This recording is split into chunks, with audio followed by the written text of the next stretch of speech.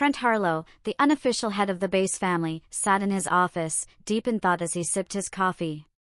His mind wandered to the whims of fate, and he couldn't help but wonder why he, of all people, had never received the gift.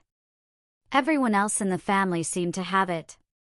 Even that annoying Agnes, his wife Bella's mother, could light candles just by focusing on them. Was that really fair? His frustration grew as he thought about Alan and Jeffrey, the twin boys of his sister-in-law Samantha. They were on the cusp of receiving their gifts that typically manifested during puberty. The boys were only 12, yet he could already see the incredible powers they'd soon wield. It made him seethe with envy. To make matters worse, he was the only one in the entire family who had never received anything. What Trent didn't know was that the women in the family had their own, often smaller, gifts. They were more subtle, usually in the form of spellcraft or household magic, and never flaunted them. Trent once caught Agnes lighting candles at a large family gathering, and when he questioned her, she casually explained that she'd always been able to do it. How had he missed that? Not all gifts were world-altering, but it seemed that in recent generations, they were becoming more powerful. Take George, for example. George, the father of Brian and Terry, could never be hypnotized. Mind control simply didn't work on him. This unique trait had proved invaluable in his career with the armed forces. As a decorated member of a renowned SEAL team, George's resistance to mental manipulation had helped him and his team escape dire situations caused by faulty intelligence. After his last tour, which cost him a leg, George retired and now ran a successful 4-star restaurant with his wife Edith. Edith's gift of creating perfect meals ensured their restaurant stayed in high demand. The family's history stretched back thousands of years, with an ancient ancestor believed to have helped, or even saved, a minor goddess from death. In return, the goddess granted the family gifts that would last for eternity. Trent, however, couldn't understand why he, despite marrying into the family, had never received his share of the gift. It felt like a cruel joke, and it stung. "Would you like some revenge?" a voice whispered in his mind, a voice he had been hearing more and more frequently. Normally, Trent ignored it, but today, his frustration reached its peak. "Oh, yes," he replied, without hesitation. Almost immediately, he felt a surge of dark power flood his mind. Finally, he thought. Finally, I have power.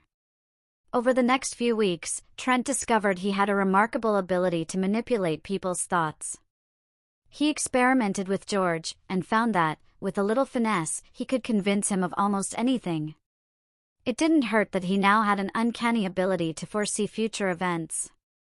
His family, at first skeptical, began to take him seriously when his predictions repeatedly came true.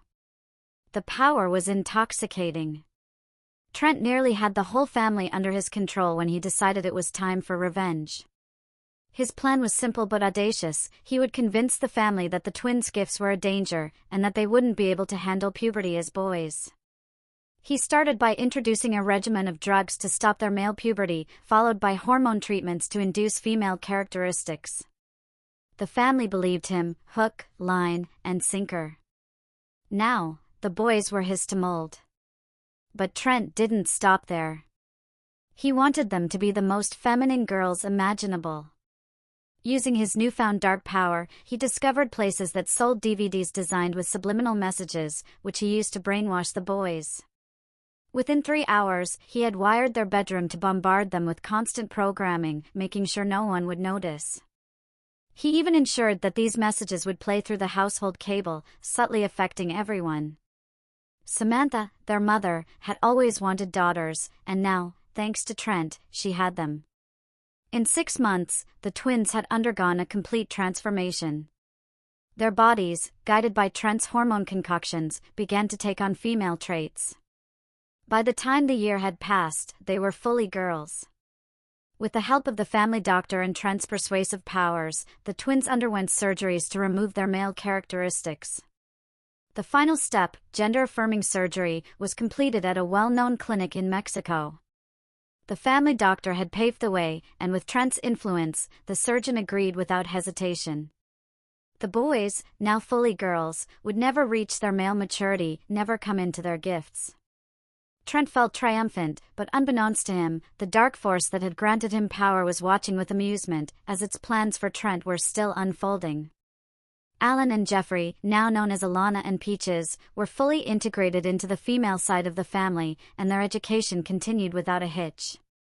They would eventually marry and raise their own families, but the family gift had been completely stopped in their bloodline. Of course, they would need to adopt children, severing the family's direct lineage. Trent was delighted with the outcome. Everyone commented on how cheerful he seemed lately, though, of course, Trent couldn't resist boasting. He claimed he was simply so happy for the twins, and the family, misunderstanding his true motives, took it as a sign of his goodwill. 1 month after his success with the twins, the dark voice in Trent's mind reminded him about George's son, Brian, who was nearing puberty. After checking, Trent realized that the voice was right. He had almost forgotten about another potential threat. But Trent quickly corrected himself. He didn't view the boys as threats, just as opportunities for him to manipulate. His enjoyment came from dismantling their path to adulthood, erasing their potential with his dark power. Brian, George's first son, was about to turn 12. Typically, puberty hit at 14 in the family, but Trent wasn't going to take any chances. He decided to start his plan immediately, enlisting the family doctor to help him. He knew George would be a tough one to crack, but with his newfound abilities, Trent was confident he could succeed. The challenge only made it sweeter. Trent gathered the necessary tools and, under the cover of darkness, snuck into Brian's room to set up the audio and visual programming. Brian's constant illness and homebound status would make it easier to implement the plan. Edith, Brian's mother, had taken on his education herself, and although Brian wasn't good at sports due to his ongoing health issues, he was well educated. The doctors had confirmed that Brian's immune system was severely compromised, with little hope for improvement until puberty, when his body chemistry might change. Trent used this information to his advantage. He arranged a family meeting, with the doctor present, to discuss the potential dangers of allowing Brian to experience normal puberty.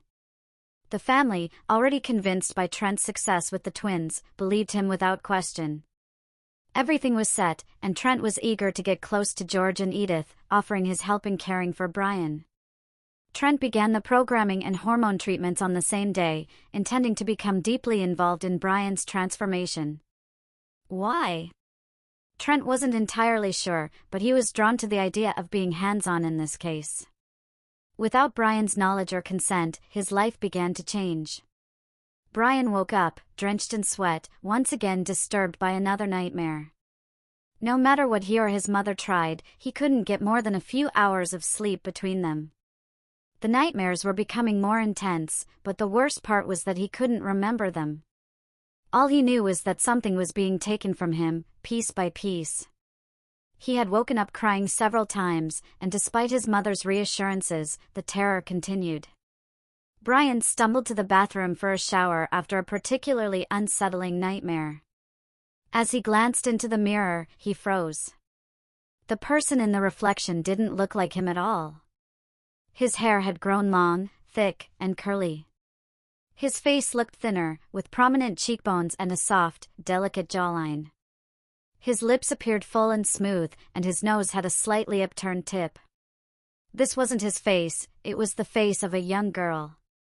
Panic set in as he noticed the changes further. His neck was slender, with no sign of an Adam's apple.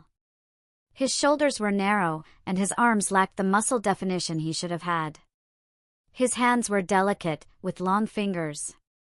Frightened, he tore off his pajama top, only to discover the early signs of chests. Small but noticeable, with areolas the size of a coin and pointers that stuck out. He was horrified as he watched them react, growing in size. The feeling was overwhelming, and without thinking, his hands reached up to cup them.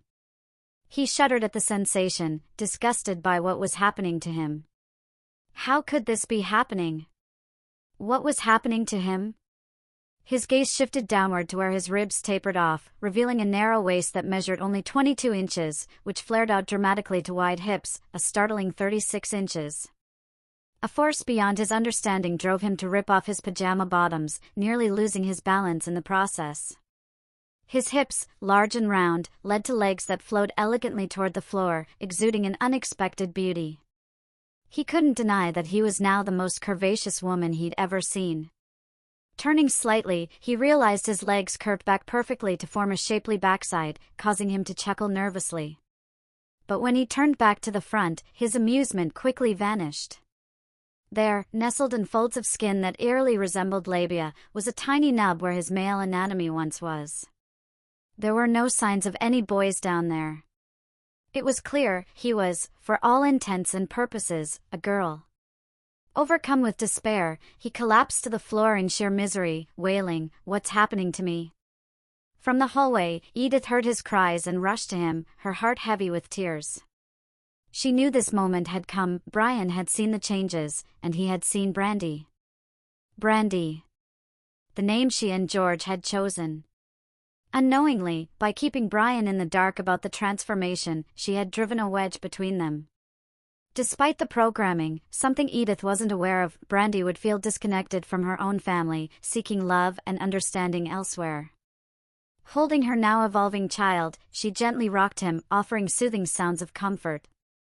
As much as it pained her, she knew this change was necessary. She had always wanted sons, never regretting not having daughters like her sister, Samantha. When George entered the room a few minutes later, Edith nodded toward the bathtub for him to draw a bath. Without realizing what he was doing, he added fragrant oils and salts, causing bubbles to form and adding to the atmosphere of tenderness. Yet, Brian, soon to be Brandy, couldn't shake the feeling that he was being manipulated.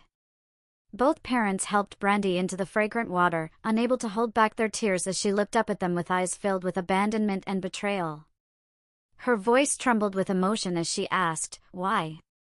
Why are you doing this to me? I was a good son." I was. Unable to bear it, George stepped out of the bathroom, his own tears streaming down his face. How could he explain to his son, now daughter, that this transformation was necessary? Even to him, the reasons felt hollow. Searching for answers, he went to find Trent, who seemed to have all the answers lately, and the family trusted him without question. If you appreciated this story and wish to show your support, please consider leaving a like and subscribing to my channel.